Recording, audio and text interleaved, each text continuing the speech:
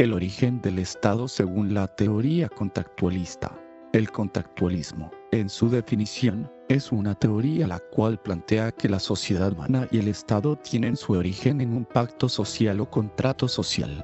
Esta teoría, a diferencia del naturalismo, la cual planteaba que el Estado se formaba como una consecuencia natural del instinto humano de asociación, sostenía que el Estado era resultado de una asociación racional de los seres humanos, cuya finalidad era hacer frente a las diversas adversidades a las que se enfrentaban viviendo, en lo que algunos de sus principales autores denominan Estado natural.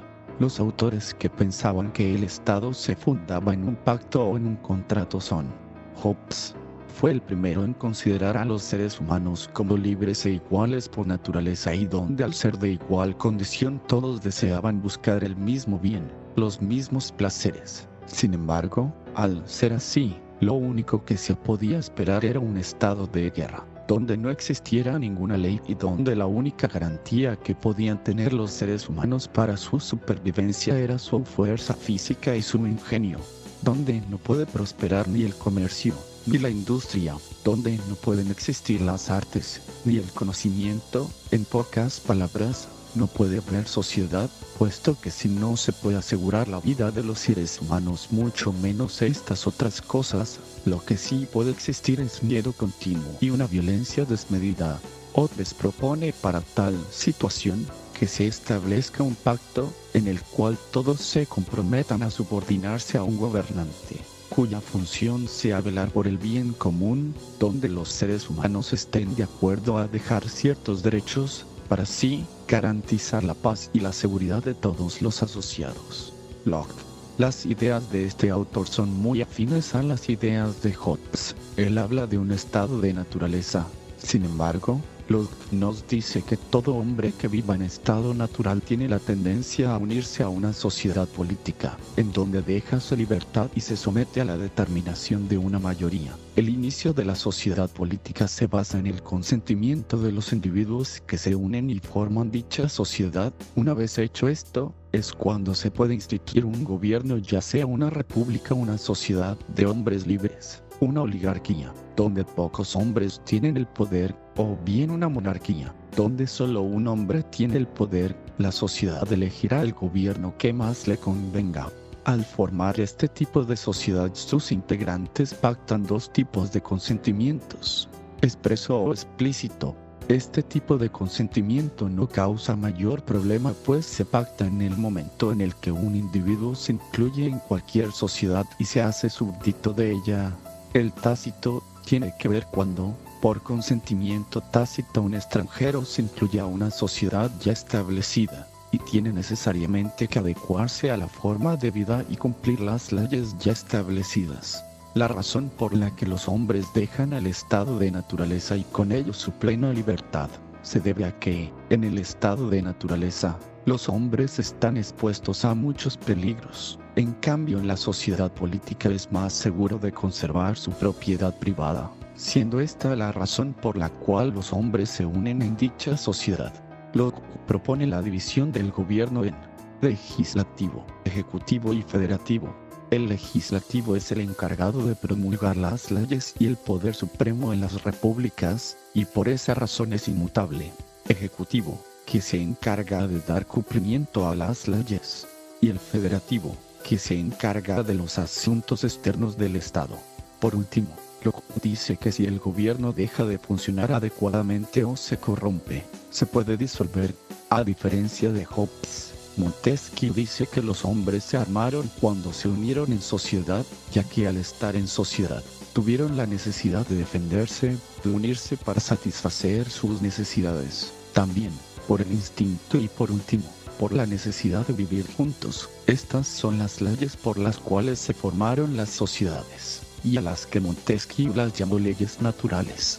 Montesquieu menciona que cuando el hombre empieza a vivir en sociedad deja de lado su sentimiento de flaqueza y allí es cuando el hombre entra en estado de guerra. Por eso deduce la necesidad de las leyes que son para los ciudadanos un tratado de paz entre ellos y entre los estados, a las cuales llamo leyes positivas, de donde se derivan tres clases: el derecho de gentes, son las leyes que regulan las relaciones de los diferentes pueblos.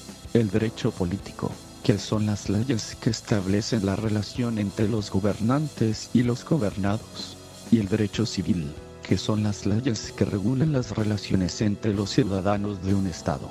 Por otro lado, Montesquieu habla de la naturaleza de cada gobierno, como las leyes que nacen de dicha naturaleza. Además, cuáles son los principios sobre los cuales se basan, en qué clase de territorios se pueden establecer mejor, así como la razón por la cual se corrompen. Como la república, donde el pueblo o una parte del pueblo tiene el poder soberano. De esta forma de gobierno se derivan dos más, la democracia en que tiene como principio la virtud de sus ciudadanos, y es el pueblo el único que puede nombrar a sus magistrados. Esta forma de gobierno se corrompe cuando se pierde el espíritu de igualdad, de donde puede que, si hay desigualdad, la democracia se convierta en aristocracia. De las demás formas de gobierno están la monarquía, cuyo principio es el honor, donde gobierna una sola persona. Esta se corrompe cuando se pierde el honor. El despotismo, que tiene como principio el temor, donde gobierna una sola persona y este nunca se corrompe, puesto que ya lo estaba. Respecto a los diferentes tipos de gobiernos, Montesquieu aclara que no en todos los estados funciona una determinada clase de gobierno y que es preciso observar determinadas características de un estado para poder elegir la forma de gobierno más conveniente. Por último, dice que la libertad es el derecho de hacer lo que las leyes permitan, y no hay libertad si el poder de juzgar no está bien deslindado del poder legislativo del poder ejecutivo. Así que él propone la división de poderes.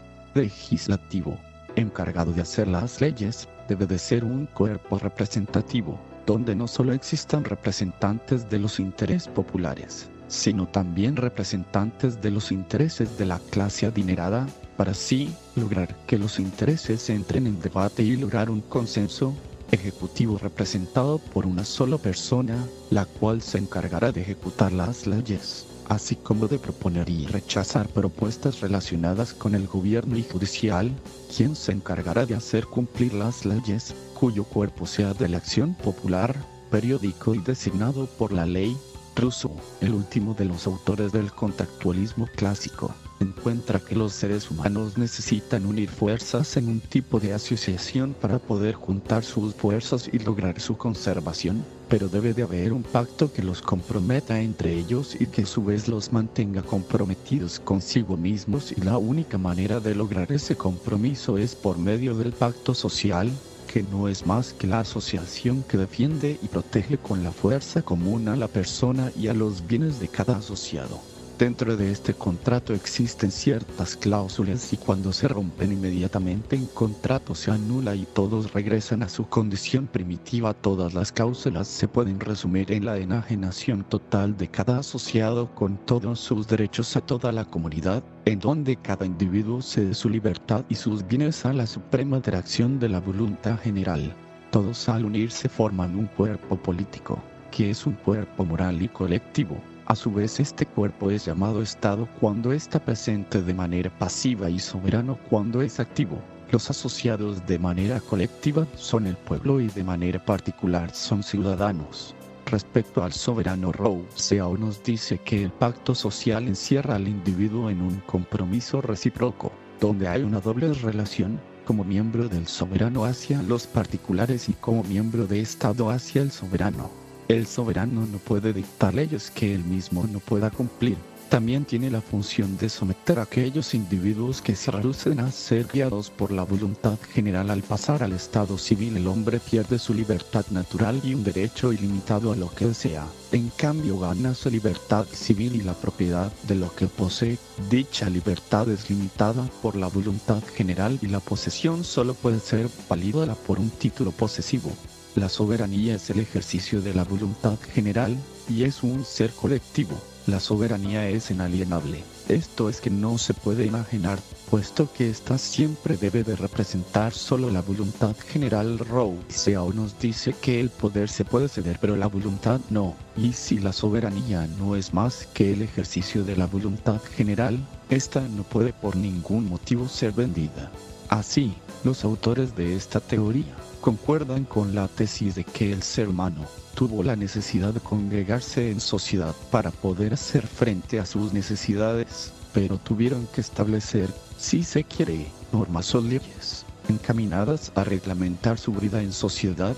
Dichas leyes estaban fundamentadas en un consenso previo, lo que hacían que estas leyes siempre tuvieran como finalidad el bienestar de toda la comunidad.